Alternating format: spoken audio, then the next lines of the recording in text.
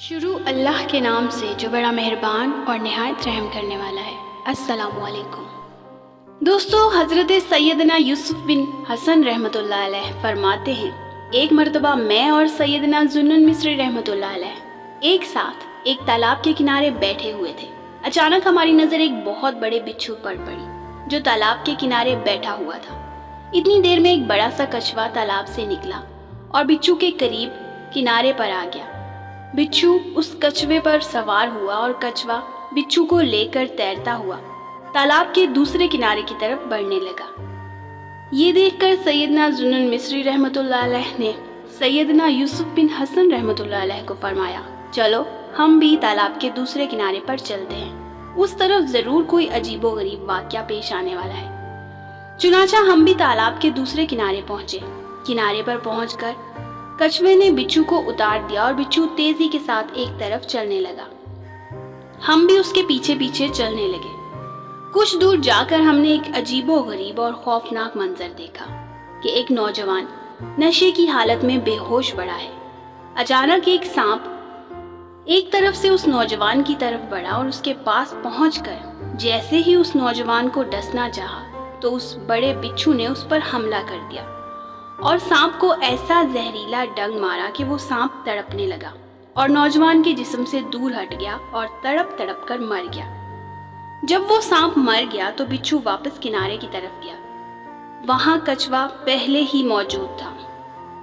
बिच्छू उस पर सवार होकर दोबारा दूसरे किनारे की तरफ चला गया। फानूस बनकर जिसकी हिफाजत हवा करे, वो शम्मा क्या बुझे जिसको रोशन खुदा करे।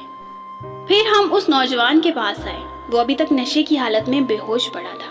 हजरत सैयदना जुन्नन मिस्री रहमतुल्लाह अलैह ने उस शख्स को हिलाया तो उसने आंखें खोली और उठ बैठा। आप रहमतुल्लाह अलैह ने फरमाया, ए नौजवान, देख किस तरह तेरे पाक परवरदिगार ने तेरी जान बचाई है। ये जो मुर्दा सांप देख रहे हो वो तुम्हें हलाक करने के लिए आया था, लेकिन अल्लाह ताला ने तेरी हिफाजत इस तरह की कि तालाब के दूसरे किनारे से एक बिच्छू ने आकर इस सांप को मार डाला और इस तरह तू हिफाजत में रहा। और आप रहमतुल्लाह अलैह ने कुछ अशआर पढ़े जिनका तर्जुमा कुछ यूं है, ए गाफिल उठ, रब्बे जलील अपने बंदे की हर उस बुराई से हिफाजत करता है जो अंधेरों में घूमती है।